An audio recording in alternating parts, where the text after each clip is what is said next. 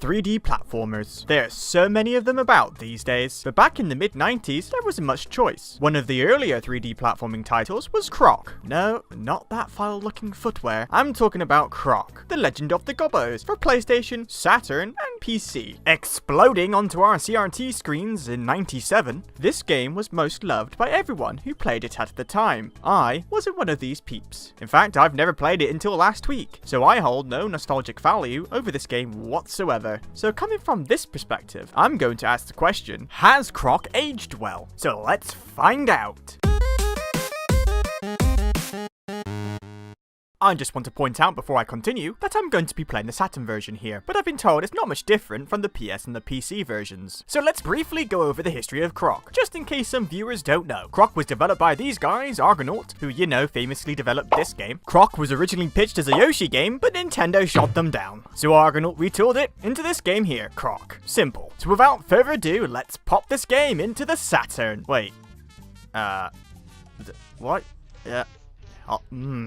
What the heck is going on here? Yeah, the PAL Saturn version came with a game and eye-breaking bug that, well, look at it. Instead of fixing this for us Europeans, they just shoved a piece of paper into the box telling you how to boot the game up in a very specific and annoying way. Thanks for that. I just call it hard mode, really. Extra challenge, if you even bloody need it for Croc. But let's not dwell on that. Let's continue on. The story. Croc is a crocodile. Creative name there, guys. Orphaned from what I assume was a poaching incident, Croc is then rescued by the Gobbos, a race of furballs that the cat sicked up. The leader, King Rufus, raises Croc as one of their own, despite that Croc could very well easily eat them at the moment's notice. Lucky for them, Croc was a vegetarian, so no Gobbo massacre happened. That is, until Baron Dante and his evil crew came along to capture them. He imprisons the Gobbos in cardboard boxes with question marks scribbled all over them. Croc then sets off to free his furry friends, and to defeat Baron Dante once and for all. For all? You get it? Furballs? Gobbos?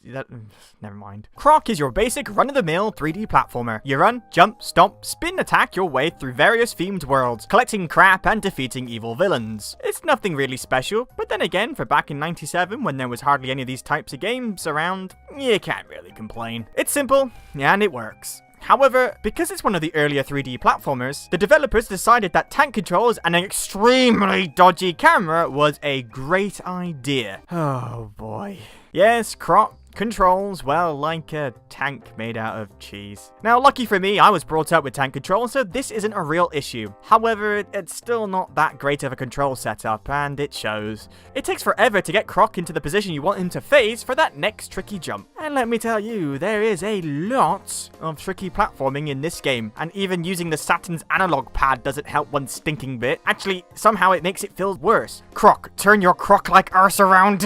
Oh, never mind. Most of the levels in this game are made up of small platforms floating over bottomless pits or pools of evil goo stuff. Through these, you need to find 6 Gobbos that are hidden away in boxes, cages, or evil bloody mini-games, and I hate these mini-games!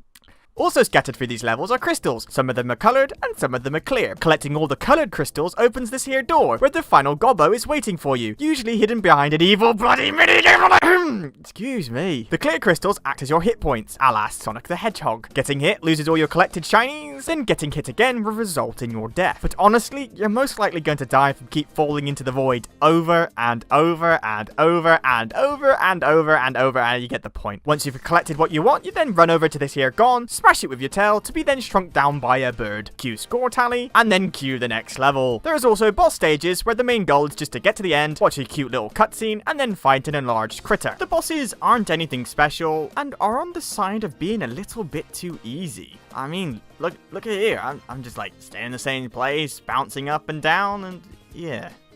But overall, I prefer these stages because I don't have to spend ages running around trying to collect these furry little bastards. It's just get to the end and fight a boss, which is much better suited for this type of control. Also, collecting all the Gobbos in the first handful of stages in a world treats you to a secret level, where the main goal is just to collect a jigsaw piece. Collecting all the jigsaw pieces opens up the true and final world for the true and final ending. I just guess games like that true 100% ending completionist thing makes my life a living nightmare. So I have to give credit to Croc. at least there's a fair bit to experience in this game. But some of these experiences can be downright terrible. Take Croc's level design. In the earlier stages, this isn't so much a problem. Wide, flat areas with minimal platforming isn't too tricky to navigate with Croc's archaic control system. But later levels, boy don't they get bottomless pit happy. I swear most of the later stages are just made up of small platforms over instant death voids. It wouldn't be much of a problem if it wasn't for A, tank controls, and B, this bloody awful camera. Yes, the biggest issue I have with Croc, other than the mini games that I hate so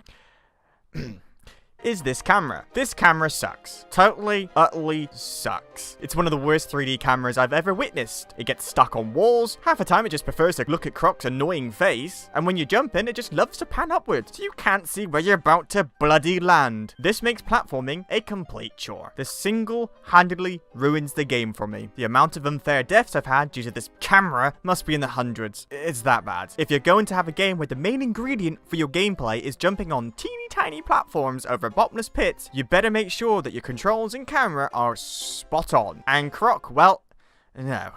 They didn't. And it's a shame, because everything else in this game is really top notch. The graphics are beautiful for 97, especially for the Saturn. This is an absolutely gorgeous looking game for the Saturn. It really showcases to those non-believers that yes, the Saturn can do 3D. And well, the music is totally amazing too, with tunes that I'm still whistling in the shower.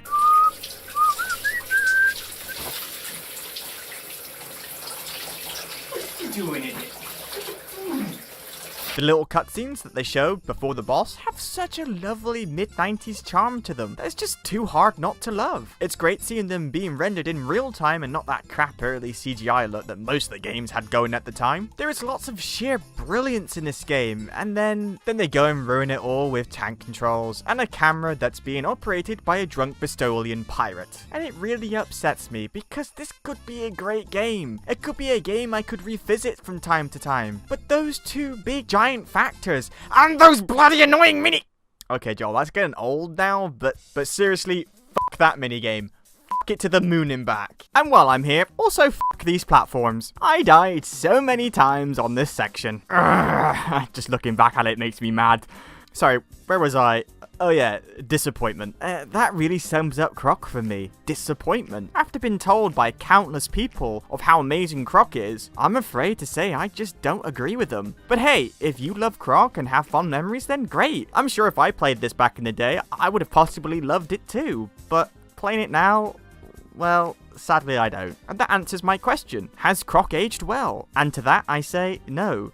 No, it hasn't. And if you're still hovering over that dislike button, yeah, you, I ask you, go and play this game now. Complete it 100% like I did, and tell me, was it that fun? Because I did, and without those nostalgia goggles, I have to say, it wasn't. It wasn't terrible, but it wasn't the amazing experience I was led to believe. However, because Croc sold super duper well, Argonaut made a sequel. And here's hoping that might change my view on the Croc series. But until next time, I've been Sinclair Strange. I hope you all have a lovely day, and bye-bye for now. Yazoo! That's what Croc says, isn't it? Something like Yazoo! Slam! that? Yeah. My Croc impression is probably rubbish.